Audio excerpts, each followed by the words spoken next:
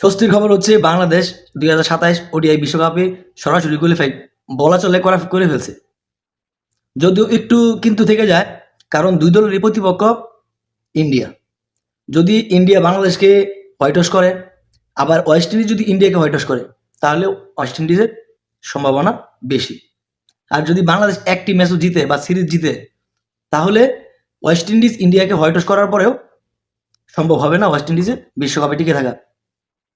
আবার যদি West Indies ইন্ডিয়ার সাথে হেরে যায়, বাংলাদেশ যদি হোয়াইট ওয়াশ হয়, তাহলে আসলে সমীকরণ বাংলাদেশকে আগায় রাখবে এবং বাংলাদেশ বিশ্বকাপ কোয়ালিফাই করবে। এই জন্য সকল হিসাব নিকাশ করে বাংলাদেশই বিশ্বকাপ মিশনে আগায় রয়েছে। তাই বলা চলে বাংলাদেশ কোয়ালিফাই করে ফেলছে। কিন্তু সম্ভাবনা বেশি, আর এমন দেখা যাচ্ছে যে ইন্ডিয়া বাংলাদেশে খেলতেই আসবে না, এমন একটা গুঞ্জন শোনা যাচ্ছে।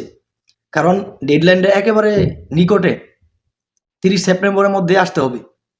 এর মধ্যে যদি আসে, বাংলাদেশ হোয়াইট ওয়াশ হয়, তাহলে একটা সমীকরণ ওয়েস্ট ইন্ডিজের পক্ষে যেতে পারে।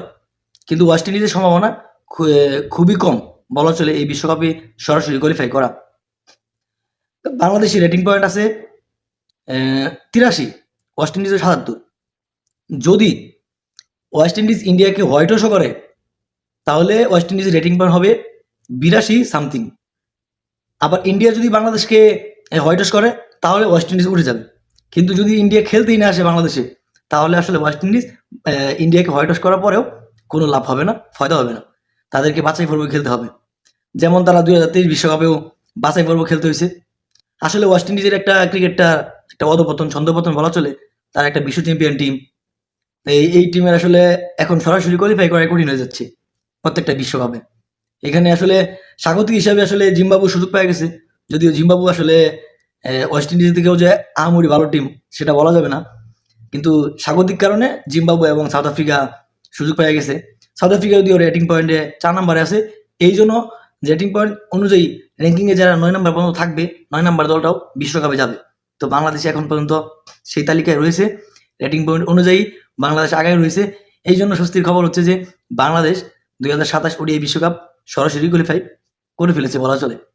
কিন্তু আসলে আমাদের জন্য আসলে এভাবে চ্যালেঞ্জিং ভাবে এই বিশ্বকাপে যাওয়াটাও আসলে এটা খুবই যে সুখবর এমনটা না।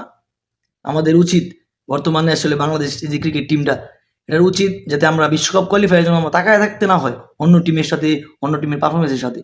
আমরা নিজেরা ভালো করব, ম্যাচ বাই ম্যাচ ভালো করব, আমরা আগে থেকে বিশ্বকাপ খেলবো। তো এখনো যদি আমাদের এই এত বছর পরেও যদি আমাদের চিন্তা করতে হয় যে বিশ্বকাপে আমরা কোয়ালিফাই করব অন্যর দিকে তাকিয়ে থেকে, এটা আসলে দুঃখজনক। তো যাই হোক, যেভাবেই হোক বাংলাদেশ বিশ্বকাপে ওডিআই সুযোগ পেয়ে গেছে। বিশ্বকাপে সরাসরি খেলার জন্য বাংলাদেশের জন্য শুভকামনা। আমি চাইবো এবারের বিশ্বকাপে যেন বাংলাদেশ একটা ভালো কিছু করতে পারে। বাংলাদেশ টিমের জন্য শুভকামনা। আপনাদের মন্তব্য কমেন্ট বক্সে দিতে পারেন।